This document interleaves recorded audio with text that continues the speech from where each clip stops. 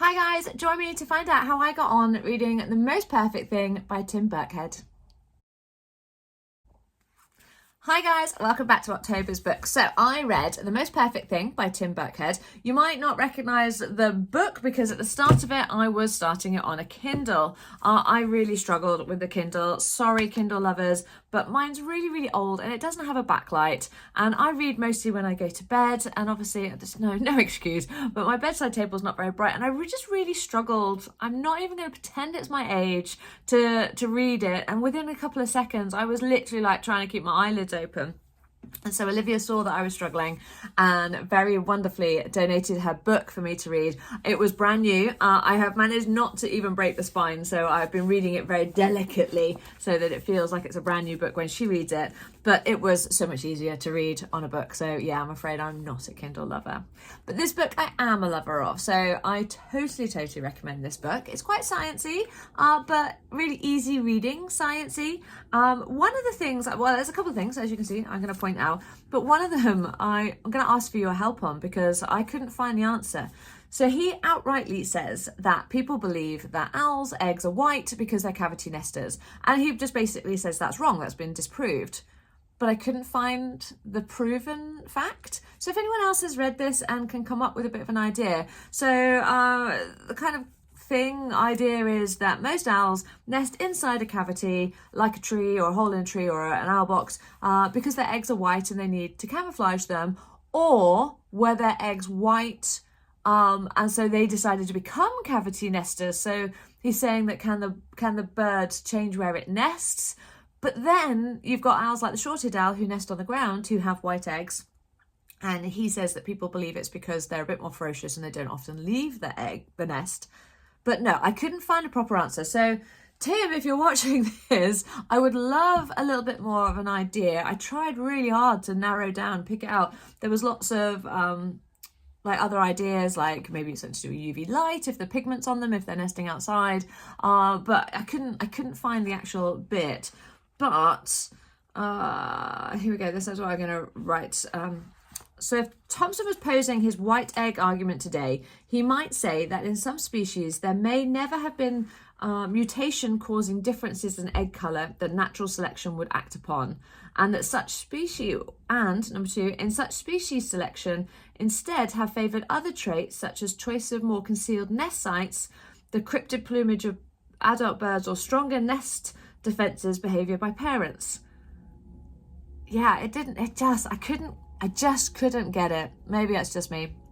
Anyway, so if anyone has a clue on that one, why are owls' eggs white?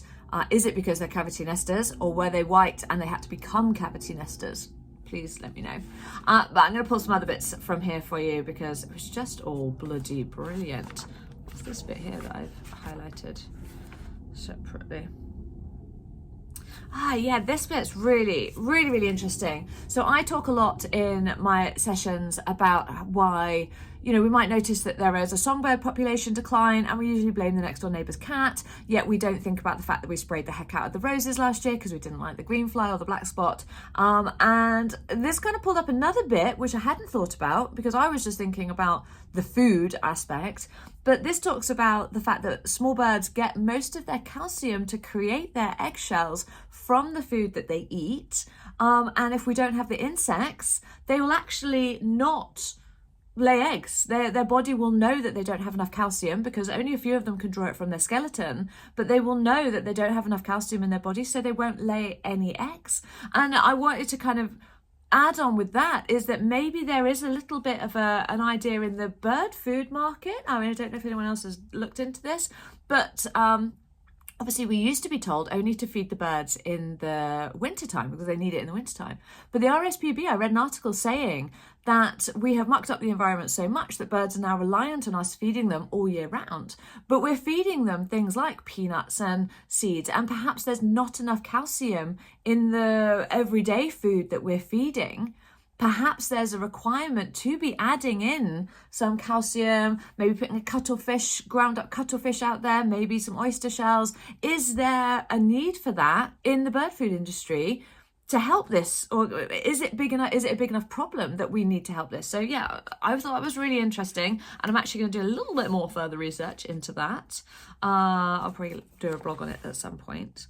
My other favourite thing was egg white. Now, I don't know about you, but I didn't really ever think it's called albumen, and I can never say it very well. But it was just so interesting to see how many different types of white. You know, when you just crack an egg into the frying pan, you don't even think about the gooey, messy bit. But it is so important for the egg. It's antibacterial. It stops the bacteria getting through to the yolk, to the fetus as it's growing with that yolk attached to it. I had no idea that egg white was so exciting, and it was just fabulous. And my other favourite thing was that I didn't know that lots of birds rotate the egg as they're laying it. So the egg comes down, you know, you've got a pointy end of the egg and the fatter end of the egg. It comes down pointy end first, and then in the bird's body they rotate it so that it comes out blunt end first. Amazing, absolutely amazing. I really, really, really, really, really do recommend this book. And I love the fact that there's just so many kind of bibliography and reference bits at the back. And that's probably where I'm going to find the whole white owl egg bit, isn't it? So I did need to do a little bit more reading into it. I was kind of down to the wire on this book, though. It really was like last minute finishing it. I finished it on the 29th. But that was just because I really struggled until almost the 20th, until Olivia lent me this book with the Kindle. Now, so yeah, October's book, The Most Perfect Thing by Tim Birkhead. Fabulous book. Really, really recommend it. I did a little vote out because I was really struggling to think what November's book would be. It was going to be a toss-up between a Goshawk book, a Peregrine book, and this one. So I did a vote out on social media, on our stories, and this one came up trumps. It's by Stephen Moss, and it's the Owl biography. Now, I've read a couple of Stephen Moss's books before, and I really did enjoy them, and I'm just loving some of the imagery in this book. It's going to be beautiful. It's broken down into species as well, which is interesting. It's not just kind of owls across the board. We've got tawny owl. In fact, like I just flipped to the front and be able to tell you who we've got. It's going to tell me about tawny owl, barn owl, little owl, long-eared and short-eared owls, snowy owl, eagle owl, and the owls around the world. So perfect for my business, and the fact that we strongly focus on British birds of prey. So I'm really excited to read this book. So November's book is the Owl biography. I am quite concerned that I still haven't got through. We've gone through the whole year and I still haven't got through all my books. So I think I might have to extend this into next year. I'm really enjoying doing these videos for you. In fact, they're the only videos on our YouTube page, aren't they? I'm very, very sorry for any one of our followers, but I will get on that. Olivia and I have even bought a high tripod to be able to film things with. However, today you just find me in our gift shop.